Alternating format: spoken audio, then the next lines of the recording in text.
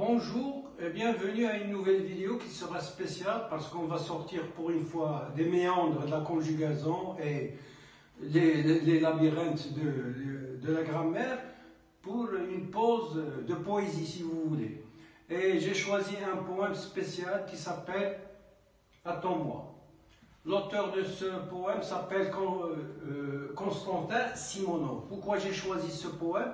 Parce qu'il a un contexte particulier dans l'histoire et ça a été un tournant. Il s'agit de la bataille de Stalingrad qui s'est déroulée pendant la Deuxième Guerre mondiale. Et ça a été spécial pourquoi? Parce qu'il y avait une lutte acharnée entre Staline, d'une part, c'est-à-dire le chef d'État russe, et Hitler, d'autre part, c'est-à-dire le Führer, comme on dit. Et il y avait une haine personnelle entre les deux personnes. Ils étaient tous les deux dictateurs et pourtant, ils se sont entretués comme ça. Et c'est grâce à cette... si vous voulez, Stalingrad, c'était le tournant de la Deuxième Guerre mondiale. Et les Occidentaux attendaient comme ça, comme des spectateurs, parce qu'il y avait le communisme d'une part, de Staline, et le fascisme ou bien le nazisme de Hitler. Donc ils sont restés spectateurs et qu'est-ce qui s'est passé? C'est que Hitler a attaqué l'Union soviétique avec 6 millions de personnes, 6 millions de personnes, c'est-à-dire 10 fois plus que la campagne de Napoléon Bonaparte sur la Russie. Et il voulait en finir avec l'Union soviétique. Pourquoi? Parce que la race aryenne de Hitler, il considérait que les Russes étaient des sous-hommes, donc il voulait les rendre à l'esclavage.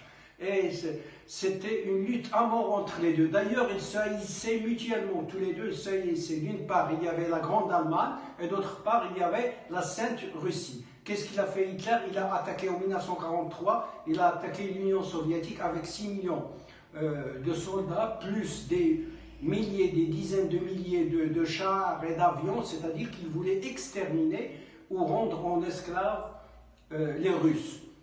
Et qu'est-ce qu'ils ont fait les Russes? Ils ont battu en retrait, c'est-à-dire que, vu la puissance militaire d'Hitler, la bataille était disproportionnée. Donc, ils ont battu en retrait jusqu'à Stalingrad. Et pourquoi Stalingrad? Parce que Grad en russe signifie ville, la ville de Staline. Donc, c'est un symbole. Hitler voulait briser la résistance russe. Qu'est-ce qu'il a fait? Il a décidé de s'emparer de Stalingrad, c'est-à-dire la prendre. Or, comme je vous ai dit, les Russes, ils battaient en retrait, les Allemands avançaient pendant des centaines de kilomètres, ils ne trouvaient aucune résistance, et puis à Stalingrad, c'était le mot d'ordre, le mot secret, Staline a décrété quoi? Plus un pas en arrière. Donc c'était Stalingrad, la bataille qui était décisive dans la Deuxième Guerre mondiale. C'est là où a commencé la chute du Troisième Reich. Et pourquoi je dis cette introduction? Parce que notre poète, Constantin Simonov, était un soldat à Stalingrad. Et il ne faut pas oublier une chose, c'est que Hitler s'est emparé de 90% de la ville. Il restait juste 10%.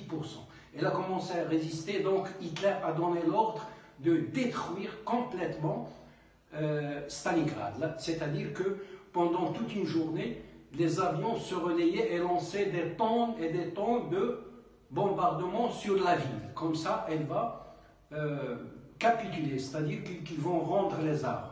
Or, les Russes n'ont pas rendu les armes. Et parmi les derniers qui défendaient Stalingrad, c'est-à-dire parmi les 10% qui sont restés, il y avait Constantin Simonov.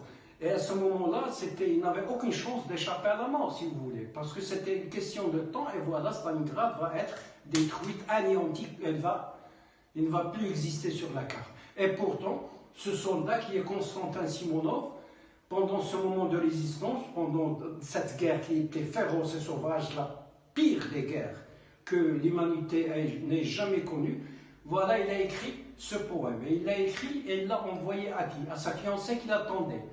Et c'est un poème qui traduit l'espoir, la combativité, la lutte jusqu'au dernier instant. C'est pour cela qu'il lui demande de l'attendre. Et justement, il va l'attendre et il va revenir parmi les derniers survivants. Il va revenir et ils vont se marier. Et lui, il va mourir en 1979.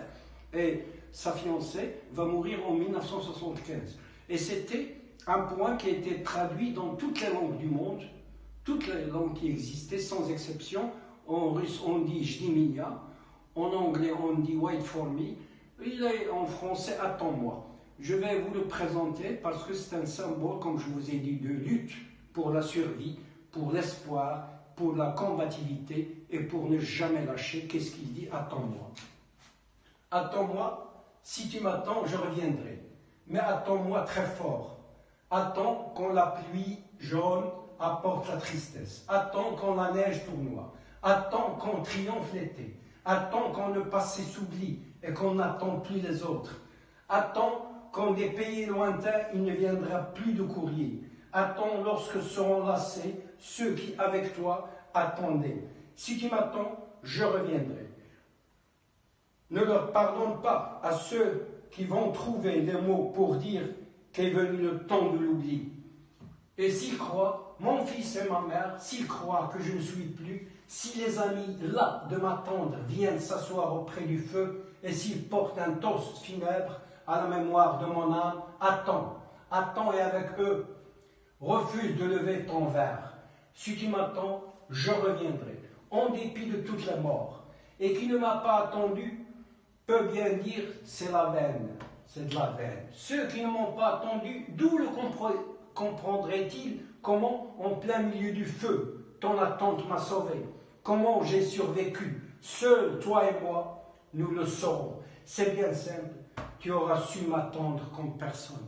Ici, il a rendu hommage à sa fiancée et surtout à la tante. Elle doit attendre sans jamais désespérer, même si les autres lèvent le toast pour boire et qu'ils vont se dire que c'est fini, qu'il ne va plus revenir. Même son fils et sa mère, s'il oublie, non, il lui demande de ne jamais désespérer, de l'attendre, parce que c'est son attente qui va le sauver. C'est elle qui va le sauver. C'est ton attente qui m'a sauvé. C'était un poème qui a été écrit par ce soldat en plein feu, en pleine guerre, et qui a été transmis de bouche à oreille. Tous les soldats l'ont appris, tous les soldats qui ont survécu à la bataille de Stalingrad l'ont appris par cœur. Et puis, après la guerre, bien sûr, il a été traduit à toutes les langues. Et Konstantin Simonov est devenu l'un des poètes les plus célèbres parce qu'il était très humain dans ses poèmes. Je vous invite à voir la bataille de Stalingrad dans la série Les Grandes Batailles pour la comprendre, pour bien comprendre ce poème. Et je vous invite bien sûr à lire d'autres poèmes à ce poète Konstantin Simonov. J'espère que cette vidéo vous a plu et je vous dis à la prochaine.